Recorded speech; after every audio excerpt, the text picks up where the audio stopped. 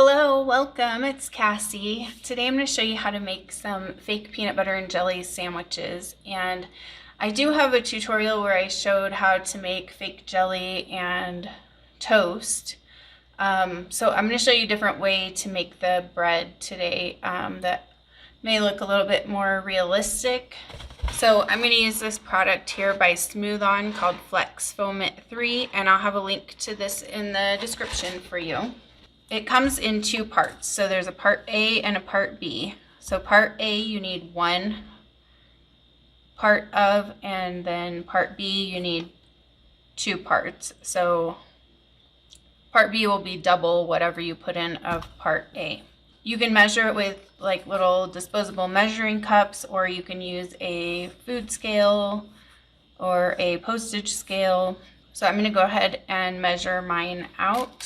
When you're working with this flex foam, be sure to clean off the edge of your container before you put your lid back on. I literally had to take mine and put it in the vice grip in the garage and use pliers to get the lid off. So just keep that in mind. Okay, and then I want my bread to have a little bit of an off-white color, so I'm going to add a little bit of antique white, and I'm going to add it to the part A. You don't need a ton, just a little bit. So I'm going to use a separate popsicle stick for each of these and mix them separately to make sure that they're nice and evenly mixed before I mix them together. Now the other thing I want to do before I mix those two together is I have a loaf pan here, and I'm just going to spray it with some olive oil cooking spray, and this is going to help the foam come out after it's cured. Okay, so now I have a bowl that I'm going to mix the two parts together. Now you have to work pretty fast with this stuff, because once you mix them together, you only have about 30 seconds to do whatever it is that you're going to do with it before it starts to set up. So you got to be quick. So mix these together really well. If you don't mix it really well together, then you get kind of like flat spots, and it's kind of weird. Okay, so now I'm going to go ahead and pour this into my loaf pan.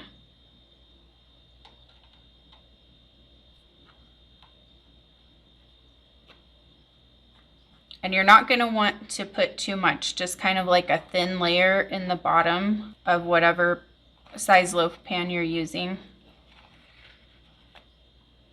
This is a regular size loaf pan, but I've done this with mini ones too, so you'll just need less product. And then you'll see that this will start to blow up. And now you're going to need to let this set for about 20 to 30 minutes before you can do anything else with it. So just put that aside. Okay, so this is all set up. I've let it sit for about probably 30-40 minutes. So I'm just going to start pulling it away from my loaf pan. And don't be worried about smushing the bread. It will pop back out once you, that's what it's meant to do, is pop back out. So it's kind of like memory foam. Now, I found this pretty difficult to cut with a knife unless your knife is really sharp. So the way I like to do it is with scissors. So I'm going to cut this into some slices. So what I'm going to do is kind of smush it down and then just cut it.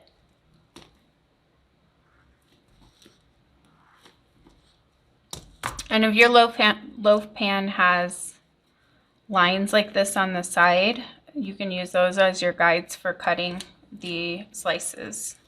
So then if you have any spots where your slices didn't get exactly perfect, you can just use your scissors and kind of trim up any jagged stuff.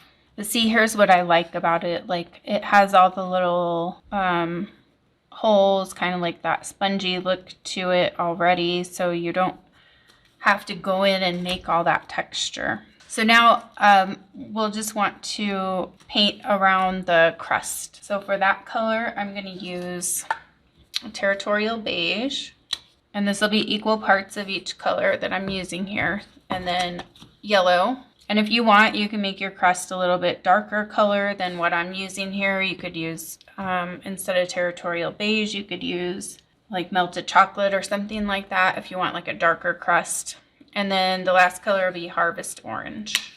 So I'm going to dry brush this around my edge of my bread.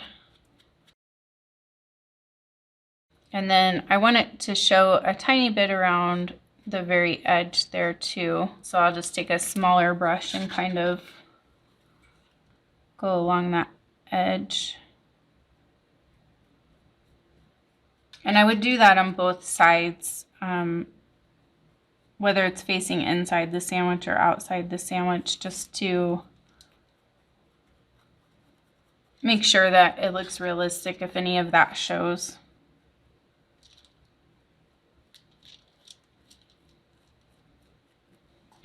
Now, the next thing you'll need to decide is if you want to make your sandwich just like this, or if you want to cut it in half diagonally, or if you want to cut it in half down the middle, and then cut your bread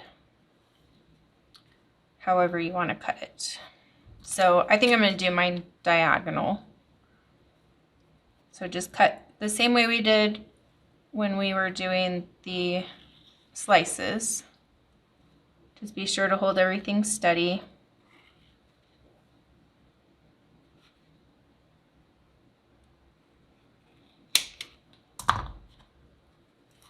Okay, so now we need to make our peanut butter and jelly. So for the jelly, I'm using 100% pure silicone. The one I'm using is Gorilla Glue, but any brand will work. Okay, so for my color, I'm going to use alcohol ink. So I have purple. I'm going to make grape jelly. Now this isn't going to be the right color. I just want to get some of the purple in there, and then I'm going to add a little bit of red once I get the vivid color that I want. Okay, so now I'm going to add a little bit of red, and then we'll just keep adding the two colors until we get it to look like jelly.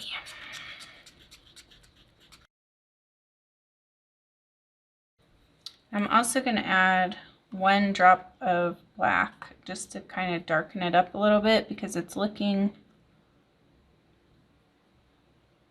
too bright to be jelly. I think I got it about the right color here, hopefully. So I'm going to put that one aside, and then we'll mix up the peanut butter. So for the peanut butter, I'm going to use the Caulk that I got at Dollar Tree. So for the peanut butter, if you have classic caramel, you can use that color. Mine is almost gone, so I'm actually going to mix up my own. So I'm going to use Territorial Beige.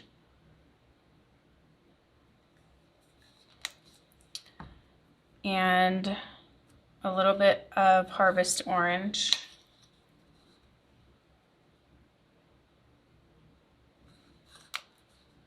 And a little bit of yellow.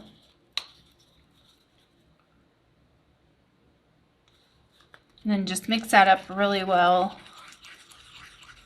And then I'm also going to add some gloss Mod Podge because peanut butter looks glossy, so we want to make sure that it looks realistic. So I'm just going to put some of that and mix that in too.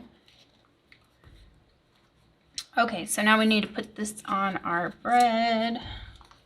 So I'm just going to scoop some onto my bread here and then spread it out.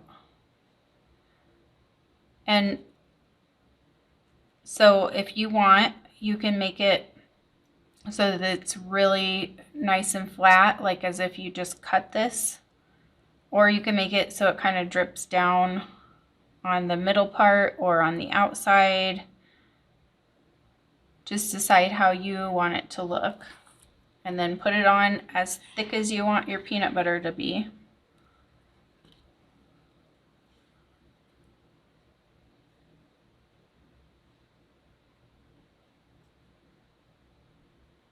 Especially toward the edges where it's going to show. Okay, and then we'll do the silicone mixture on the top piece of bread.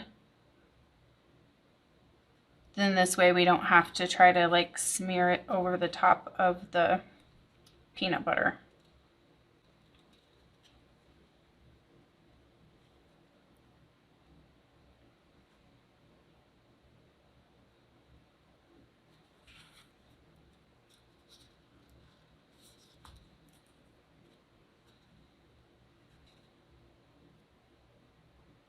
And again, if you want it to look drippy or whatever, just remember though, you're going to put your bread on this way. So if you want it to drip, you want it to drip down that way, not over the bread. And then just place your jelly bread over your peanut butter bread. I'll show you how mine looks there. I got a little bit up here. I'll have to pick that off later. Now I noticed on the first one, my peanut butter smushed out once I put the jelly bread on there. So keep that in mind. If you pile up the peanut butter and make it look drippy beforehand, it's probably going to get really drippy like mine is there. So keep that in mind when you're applying the peanut butter. So there's that one, how that one came out. And then this one is very drippy looking. So that's kind of the two different looks you can get there.